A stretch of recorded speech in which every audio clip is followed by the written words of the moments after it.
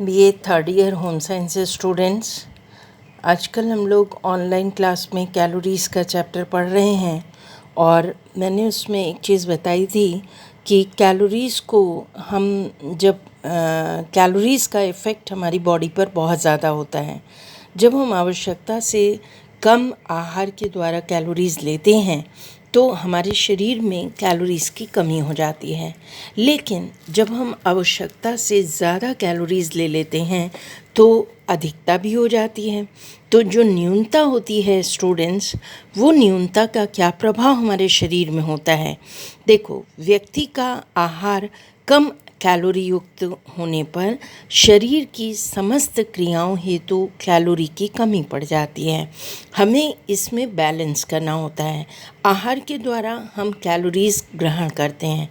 जब हम थाली सजाकर दाल चावल रोटी सब्जी सलाद सब कुछ खाते हैं तो हमें उस खाने का हमारे शरीर में डाइजेशन, एब्जॉर्प्शन और मेटाबॉलिज्म होता है।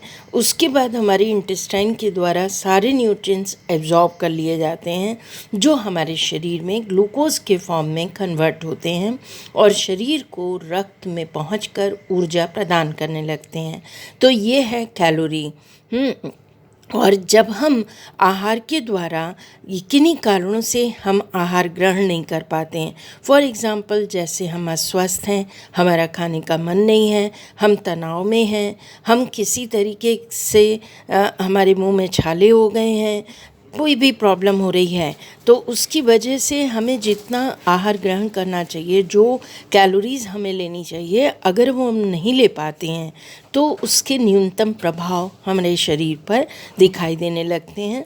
नतीजा क्या होता है कि हमारा वेट दिन पे दिन कम होने लगता है और हम अंडरवेट के शिकार हो जाते हैं और हमारे शरीर को जितना क्रिया करने के लिए ऊर्जा की आवश्यकता होती है वो ऊर्जा शरीर को प्राप्त नहीं हो पाती और देखने में व्यक्ति दुबला पतला सा होता चला जाता है। किसी भी कार्य को करने में उसका मन नहीं लगता, थकान लगती है, सांस लेने में तकलीफ़ होती है, वो बिल्कुल अस्थि कंकाल सा ही रह जाता है। तो कैलोरीज़ का जो प्रभाव कम होता है उसके कारण हमेशा उससे कमज़ोरी महसूस होगी, आलस्य रहेगा, सुस्ती रहेगी। देखिए, ये एक डायग्राम भी है इस किताब में।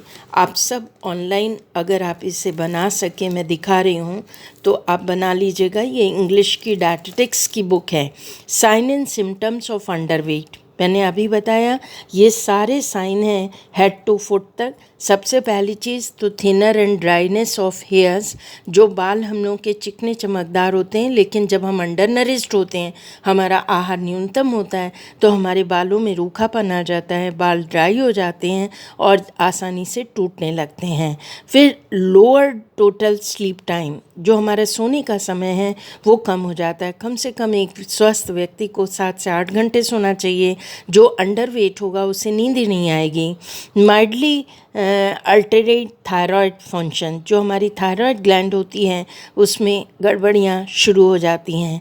कोल्ड सेंसिटिविटी, बहुत जल्दी सर्दी जुकाम होने लगता है।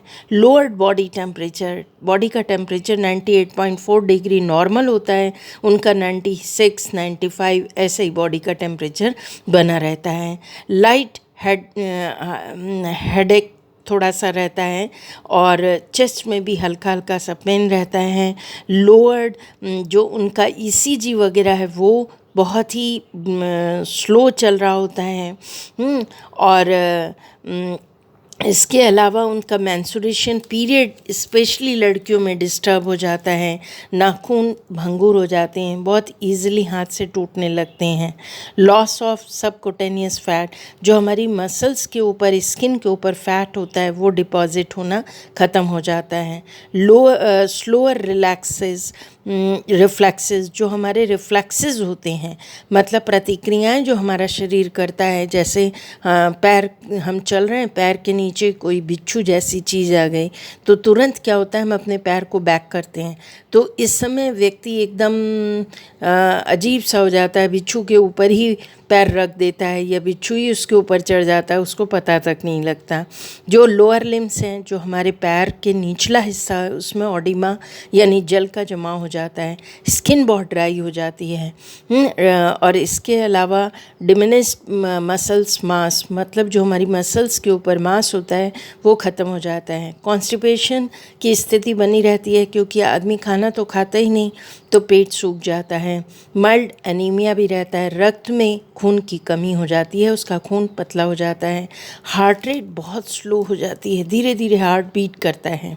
रिड्यूस हार्ट साइज़, उसका हार्ट साइज़ भी कम हो जाता है। और इसके अलावा पिट्यूटरी जो ग्लैंड्स होती हैं हमारी, उसकी भी एबनॉर्मलिटीज़ डेवलप हो जाती हैं। तो स्टूडेंट, आपको मैंने ये चित्र दिखाया जो sign and symptoms of underweight यानी न्यून कैलोरीज़ को, जब हम कम कैलोरीज़ आहार के द्वारा ग्रहण करते हैं तो हमारे शरीर में ये साइन एंड सिम्टम्स दिखाई देते हैं। ये चित्र आपको उस पे वीडियो पे दिखाया जाएगा, दिख रहा है। आप इस पूरे डायग्राम को बना लीजिएगा। जब इससे रिलेटेड क्वेश्चन आएगा तो आप ज़रूर पूरे चित्र को बनाइएगा और इसमें रेफरेंस लिखिए। ये बुक है dietetics 8th edition by B Shri Lakshmi, dietetics, है ना। और ये रेफरेंस ज़रूर लिख लीजिएगा। और पेज नंबर है 316, पेज नंबर 316। अब डायग्राम आप बना सकते हैं। अब हम लोग आते हैं, एक तरफ तो मैंने अंडरवेट बताया, दूसरी चीज़ मैं ये बता रही हूँ कि जब हम आवश्यकता से ज़्यादा कैलोरीज़ को ग्रहण कर लेते हैं, तो आवश्यकता से जब ज़्यादा कैलोरीज़ ली जाती हैं वो तो और ही गड़बड़ हो जाता है। उसमें होता क्या है कि हमें आहार के द्वारा जितना कैलोरीज़ हम लेते हैं उतना कैलोरीज़ को बर्न करना बहुत ज़रूरी होता है, नहीं तो हमारी एज और हाइट के अनुसार हमारा वज़न नहीं रह जाता। देखो, ओवरवेट यानी ओवरवेट और ओबेसिटी दो कंडीशन होती हैं। ओवरवेट हम उसे कहते हैं जब हमारा जो सामान्य वज़न होता है, जब उस वज़न से 10% वज़न ऊपर होता है। जैसे सपोज़ किसी व्यक्ति का, किसी लड़की का वज़न, उसकी हाइट है 5 फीट 4 इंच, तो उसका वज़न 52 kg होना चाहिए। लेकिन यदि उसका वज़न 62 kg हो गया, यानी 10 किलो उसका वज़न बढ़ गया है सामान्य से, तो वो ओवरवेट कहलाएगी।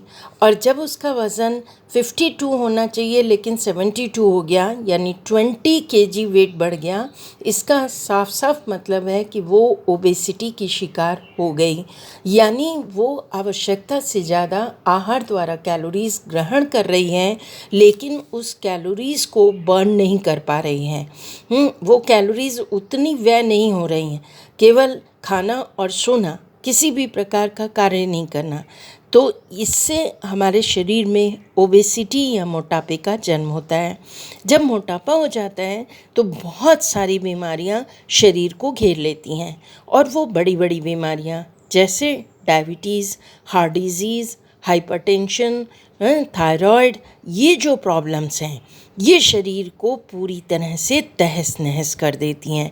इसके भी बेटा बहुत सारे साइन एंड सिम्टम्स हैं।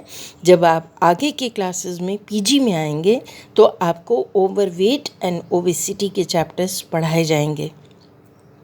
तो मेरा ये कहने का मतलब है कि आहार के द्वारा व्यक्ति जितनी कैलोरीज़ ले, जितना आउट इनपुट हो, मतलब शरीर में जितनी ऊर्जा ले रहा है उससे कहीं ज़्यादा ऊर्जा की खपत करे।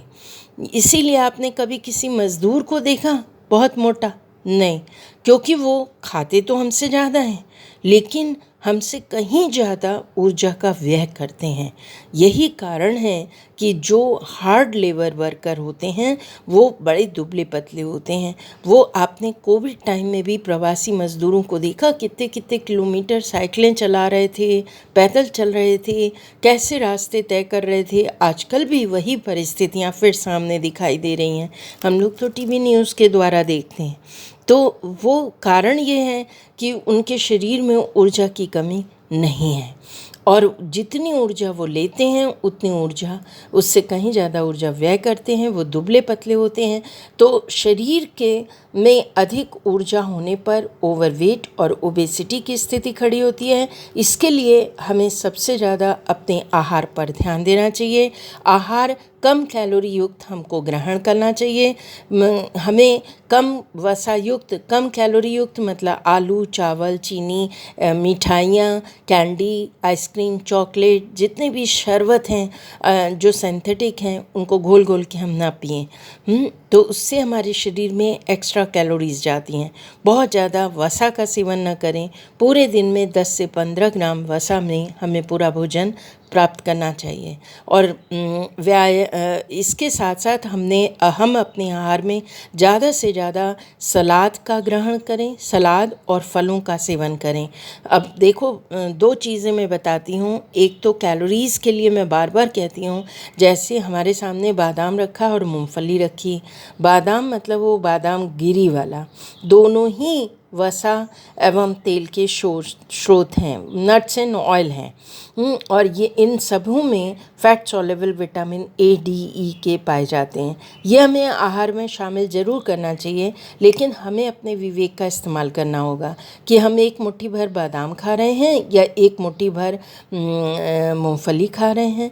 अगर हम एक मुट्ठी मूंगफली खाते हैं और बादाम खाते हैं, प्रोटीन तो दोनों से ही प्राप्त हो रहा है, लेकिन उससे ऊर्जा मूल्य बहुत ज़्यादा प्राप्त हो रहा है बादाम गिरी से। तो हमें उसका सेवन कम से कम करना है। समझ में आ रहा है? तो मूंगफली वैसे भी कम खानी चाहिए, बादाम भी कम खाने चाहिए। हम खीरे का प्रयोग, इस समय गर्मी बढ़ रही है, हमारे शरीर में हाइड्रेशन यानी जल का संतुलन बना रहे, तो खीरा, तरबूज, खरबूजा, ये जितने भी अब रसीले फल आने शुरू हो गए हैं, इनका प्रयोग आप ज़्यादा से ज़्यादा करें। कोविड-19 का टाइम है, नींबू बहुत ज़्यादा प्रयोग में लाएं। विटामिन सी का इंटेक बढ़ाएं। कम से कम 3 नींबू पानी के साथ गर्म पानी में घोलकर, नींबू शरबत बनाकर, नींबू का मतलब पानी बनाकर, नींबू का काढ़ा बना के, नींबू वाली चाय बना के, सलाद के ऊपर डाल के हम भर भर के गिलास पिएं, ताकि हमारे शरीर में विटामिन सी की कमी ना होने पाए, क्योंकि ये हमारे शरीर की रोग प्रतिरोधक क्षमता को बढ़ाता है, विटामिन सी। और लेडीज़ में, लड़कियों में जो स्पेशली किचन में काम करती हैं, उनमें मोटापा बहुत तेज़ी से बढ़ता है। अधिकता कैलोरीज़ की ज़्यादा दिखाई देती है, क्योंकि निम्बलिंग करने की आदत हो जाती है। खाना बनाती हैं और खाने को टेस्ट भी करती हैं। तो जब हम खाने को टेस्ट करते रहते हैं, तो उसके कारण थोड़ा थोड़ा करते हमारा पेट भर जाता है। तो ये आदत को हमें छोड़ना पड़ेगा। और रात का भोजन हम जल्दी करें, ताकि हमारे शरीर में ऊर्जा जितनी जा रही है सोने तक, थोड़ी बहुत ऊर्जा की खपत भी हो सके। अगर हम ऐसा करते हैं और ज़्यादा से ज़्यादा हम फलों का रस फलों का रस तो लेना चाहिए, लेकिन फल साबुत ही खाने चाहिए। ज़्यादा कोशिश करना चाहिए। अभी कुछ ही दिनों में पका आम आ जाएगा, तो टूट करके पका आम मत खाने लगिएगा, क्योंकि आम में बहुत ज़्यादा कैलोरीज़ होती हैं। लेना है स्वाद के लिए, एक आध खा लिया बस बहुत होता है। और ऊर्जा जितनी ली जाए उससे ज़्यादा ऊर्जा व्यय की जाए। ऊर्जा का संग्रहण हमारे शरीर में नहीं होना चाहिए। तो स्टूडेंट्स, ये कैलोरीज़ का ये चैप्टर तो यहाँ ख़त्म हुआ। कल के क्लास में मैं specific dynamic action of food पढ़ाऊँगी और फिर BMR पढ़ाऊँगी। ये 2 ही चीज़ें बची हैं जो आपका कोर्स कंप्लीट हो जाएगा। जिनकी भी स्टूडेंट्स की कोई क्वेरी हो तो आप निश्चित रूप से पूछ सकते हैं। एक बार आप इस डायग्राम को ज़रूर बना लें अपने नोटबुक में और एग्ज़ाम में बनाइएगा। ये आपके कॉम्पिटिटिव एग्ज़ाम के लिए भी बहुत हेल्पफुल है और आप प्लस आपके एग्ज़ाम्स के लिए। Thank you.